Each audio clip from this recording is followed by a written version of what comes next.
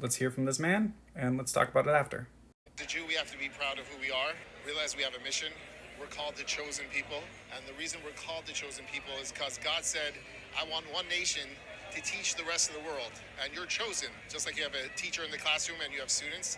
So God chose us, and God said to tell the world a special message. He told us to be an Ar Lagoyim, a light unto the nations. So he says they are the chosen people and they are called to be a light to the world. And they give Isaiah 42:6 as an example. And it is true that Old Covenant Jews were supposed to be a light to the other nations.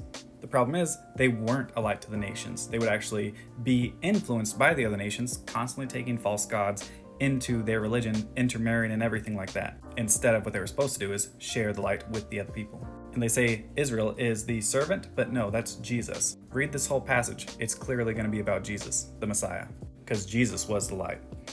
This is also quoted in Matthew 12:18-20, where Jesus withdrew and he quotes Isaiah 42 right here, where he applies it to him because he's the fulfillment of what Isaiah said, not Israel.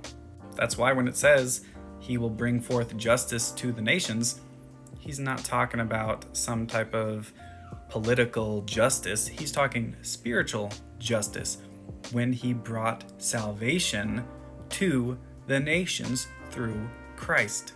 And if you think about it, Old Covenant Israel, how are they going to be given as a covenant for the people, a light for the nations? He's not talking about the Old Covenant because it was already established. So it's going to be a different covenant. And where do we see a new covenant?